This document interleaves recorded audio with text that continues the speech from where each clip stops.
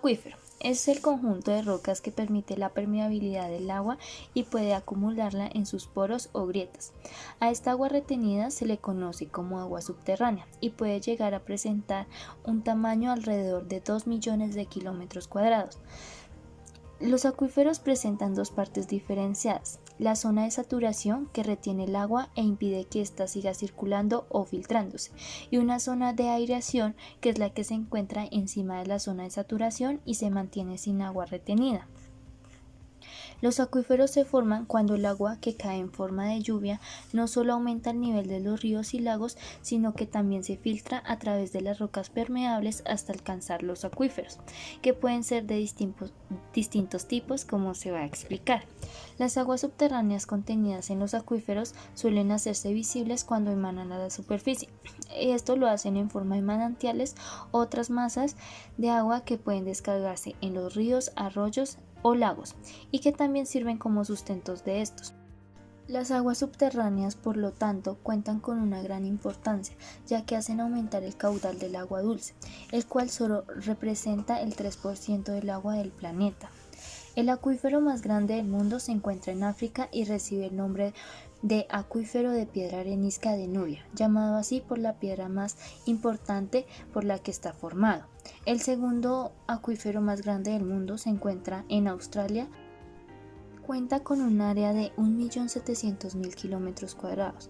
La Gran Cuenca es la única masa de agua dulce confiable del país. Los acuíferos están formados por dos capas de agua, una confinada y una no confinada. Los acuíferos no confinados son los que pueden ser utilizados por el ser humano a través de excavaciones.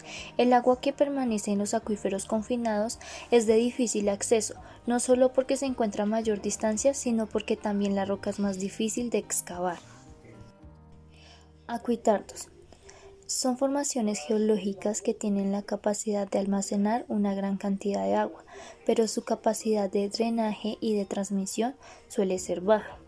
Por lo tanto, no son el foco de estudio para encontrar fuentes de abastecimiento de las necesidades del ser humano.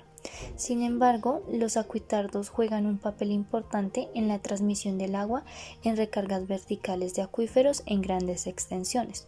Los ejemplos más comunes de formaciones que sirven para acuitardos son los limos, arenas limosas, arenas arcillosas y todo material que se encuentre con arcillas.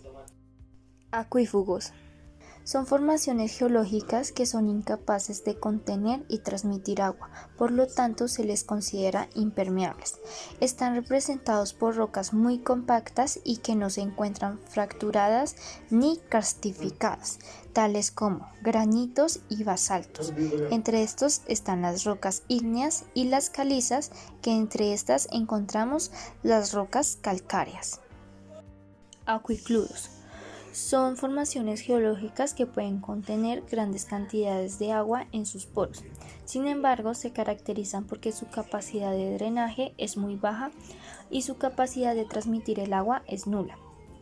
Los acuicludos se le conocen como materiales impermeables. Algunos ejemplos de ello son las arcillas, conocidas como las lutitas, que es una roca sedimentaria clástica o detrítica formada principalmente por granos que tienen un tamaño menor a los 0,002 milímetros, y arcillas limosas.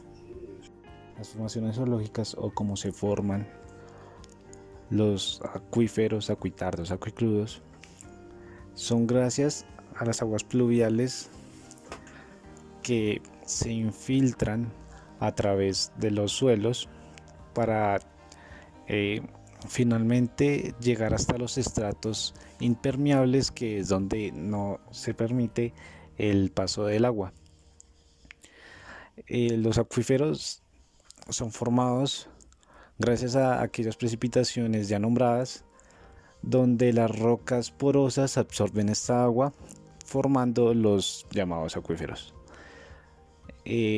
Las formaciones geológicas de estos van a depender netamente de las características que tenga el suelo, ya sea la porosidad, la permeabilidad, entre otras que serán explicadas a continuación.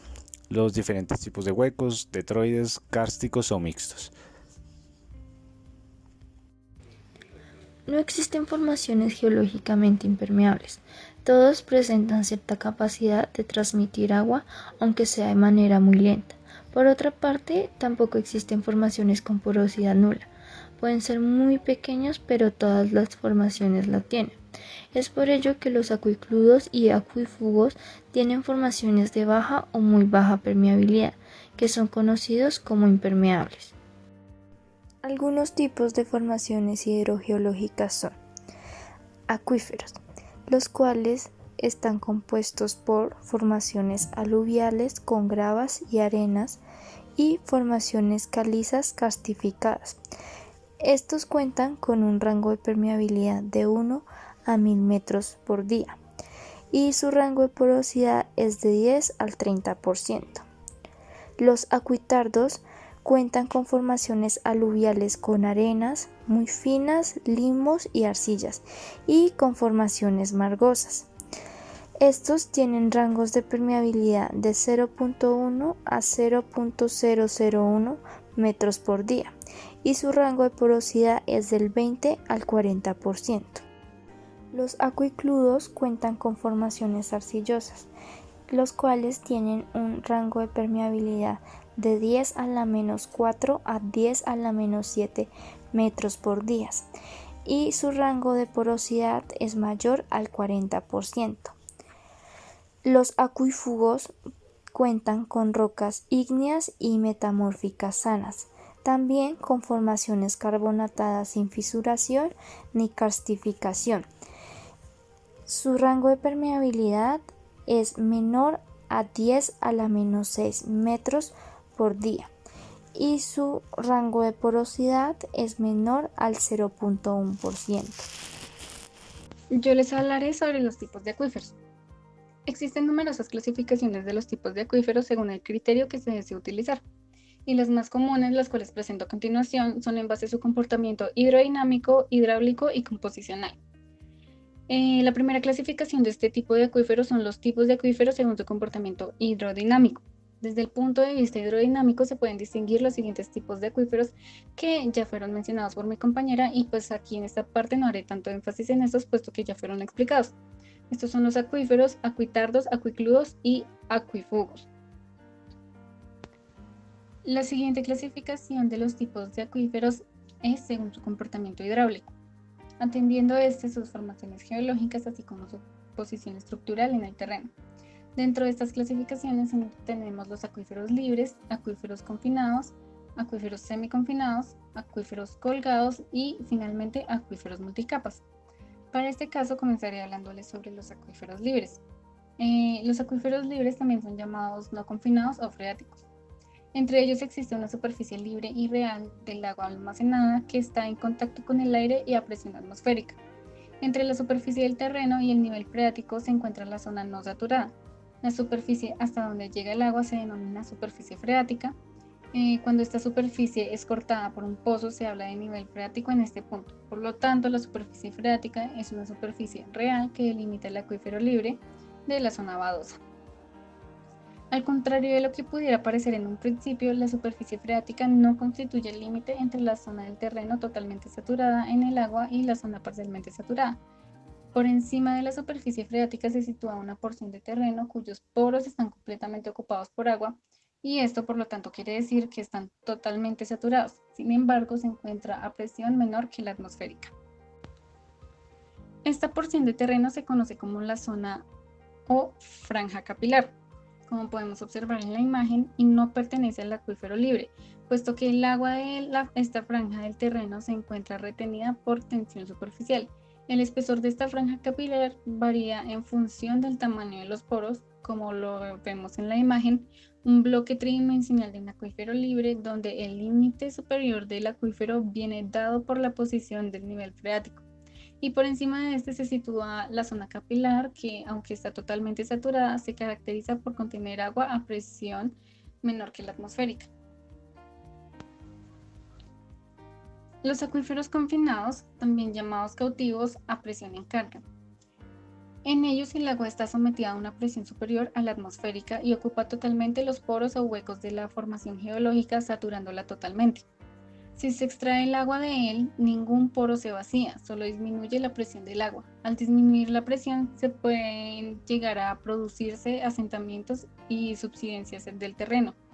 En ellos no existe una zona saturada como en la anterior de los acuíferos libres.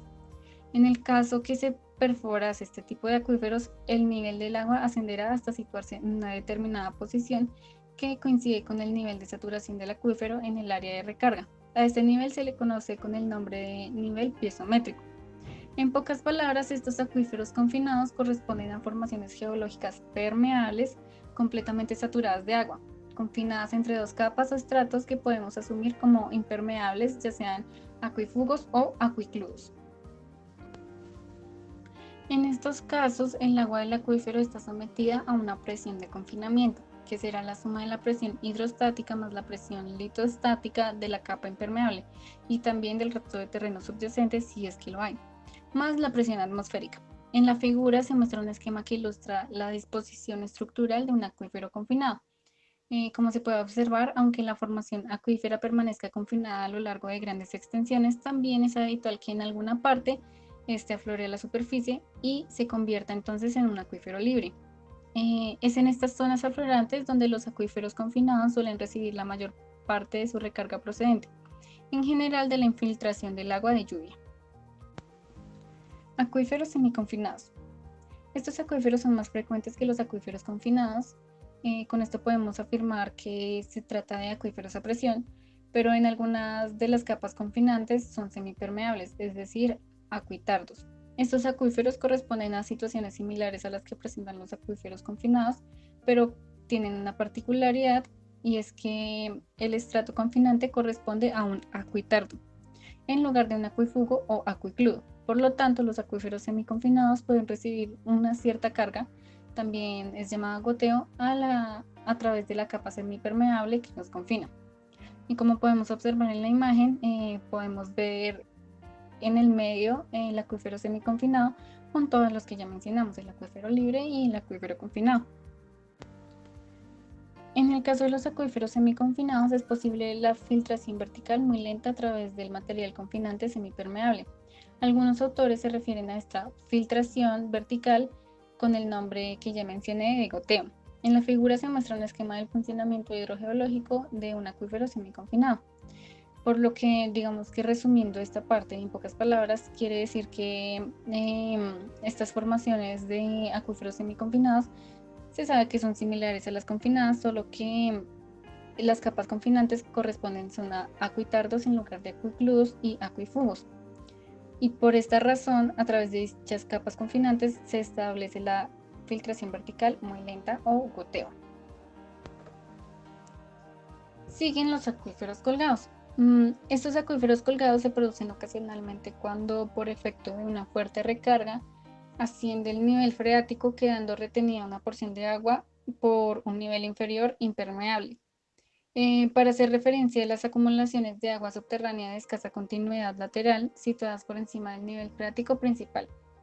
Este tipo de acuíferos también es conocido vulgarmente como bolsas de agua. Deben corresponder en sentido estricto alguno de los tres tipos de acuíferos que ya mencioné anteriormente. Sin embargo, estos acuíferos colgados, debido a sus pequeñas dimensiones, es habitual clasificarlos también pues, por separado.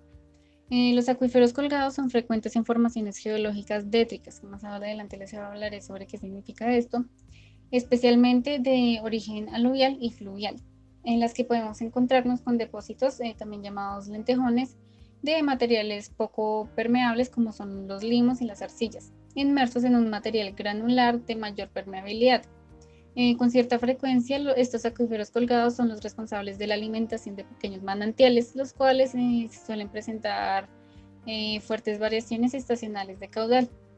Como podemos observar en la imagen, se encuentra el acuífero colgado junto con el manantial y en la parte inferior el acuífero libre principal. Y finalmente, dentro de esta clasificación de los tipos de acuíferos, encontramos los acuíferos multicapas, que simplemente son un caso particular de acuíferos en los que se suceden niveles de distinta permeabilidad. Eso es todo. La siguiente clasificación para los tipos de acuíferos según su punto de vista geológico. Desde un punto de vista muy amplio se pueden distinguir dos tipos de formaciones geológicas bien diferenciadas por sus características hidrogeológicas. Estas son por las formaciones de sedimentos no consolidados y las formaciones rocosas consolidadas. Bueno, comenzaré hablando sobre los acuíferos en sedimentos no consolidados. La principal característica de este tipo de acuíferos es que su permeabilidad es debida fundamentalmente a la porosidad primaria intergranular. Por lo tanto, estos acuíferos están constituidos por aquellas formaciones geológicas de carácter détrico, cuyo componente mayoritario son partículas de tamaño como mínimo arena. De esta forma, cuando se habla de los acuíferos détricos no consolidados, se está haciendo una referencia a depósitos sedimentarios dominados por arenas, gravas, arcosas, areniscas, conglomerados y entre otros más. Las permeabilidades, o mejor dicho, las conductividades hidráulicas de este tipo de acuíferos están entre las más altas de las existentes en la corteza terrestre. Por lo general, los acuíferos en sedimentos no consolidados se desarrollan en formaciones geológicas de edad reciente. Normalmente, estos correspondientes a depósitos sedimentarios del cuaternario o del terciario que no han sufrido procesos diagenéticos relevantes que hayan podido cementar el espacio poroso existente entre el esqueleto de las partículas sólidas. Otra característica importante de este tipo de formaciones es que suelen corresponder a depósitos someros, es decir, que están como cercanos a la superficie del terreno, que se extienden en profundidad unas cuantas decenas de metros, aunque en ocasiones pueden presentar espesores, es decir, potencias muy superiores. En teoría, cualquier formación sedimentaria no consolidada que cumpla los requisitos que comenté anteriormente es capaz de construir o constituir un acuífero. Bueno, y siguiendo el punto de vista geológico, como les decía, aquí podemos encontrar la clasificación de los acuíferos según sus formaciones rocosas, los cuales se dividen en acuíferos carbonatados, acuíferos détricos y acuíferos mixtos. Les comenzaré hablando sobre los acuíferos carbonatados. Estos se tratan de acuíferos ligados a rocas carbonatadas, las cuales están constituidas fundamentalmente por minerales del grupo de los carbonatos. Los materiales constituyentes de estos acuíferos son mayoritariamente calizas, dolomias, mármoles y margocalizas. Su permeabilidad está íntimamente relacionada con su red de fracturación y diaclasado, es decir, su permeabilidad secundaria, pues las rocas sanas y masivas tienen una permeabilidad primaria muy reducida. El proceso de diaclasado y fracturación va progresando a lo largo del tiempo mediante la disolución del carbonato debido a que el agua que se va infiltrando está cargada de dióxido de carbono. A este proceso se le conoce como karstificación. Este tipo de acuífero tiene como principal característica su elevada permeabilidad, ya que el agua puede circular con mucha velocidad a través de las grietas y fisuras, lo que lo convierte en una clase de acuífero muy vulnerable a la contaminación. Seguimos con los acuíferos détricos. Los acuíferos détricos están formados por materiales o clastos granulares de diversa naturaleza y tamaño como arenas, gravas, conglomerados, arcillas, entre otros. Las partículas que lo constituyen reciben distintos nombres según su tamaño. De menor a mayor diámetro pueden distinguirse entre arcillas, limos, arenas, gravas, bolos, bloques, entre otros. Estas denominaciones también son válidas para los sedimentos correspondientes. El agua se acumula a través de los espacios que dejan los distintos granos entre ellos, es decir, su porosidad o permeabilidad primaria. Su capacidad de contener y transmitir agua es función del porcentaje de los huecos disponibles entre sus partículas. En los casos en los que la presencia de arcillas y limos sea apreciable, la permeabilidad se reduce considerablemente y, por lo tanto, también su capacidad acuífera. Normalmente la velocidad de circulación del agua es muy pequeña, inferior a la que tienen los acuíferos carbonatados. Y pues ya para resumir esa parte, en pocas palabras, estos acuíferos son acuíferos de rocas o sedimentos détricos. Su permeabilidad se debe a la porosidad intergranular de tipo primario, Y pues si las rocas están parcialmente consolidadas o cementadas, la porosidad puede ser, además del tipo secundario, por fisuración y disolución.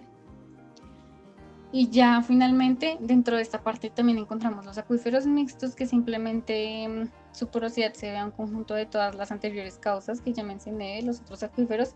Y un ejemplo de estos pueden ser las arenas calcáreas o calcarenitas.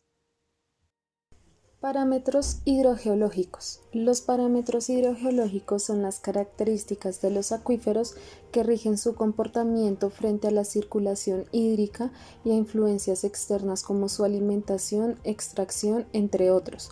Los parámetros fundamentales son la porosidad, el coeficiente de almacenamiento y la permeabilidad o conductividad hidráulica.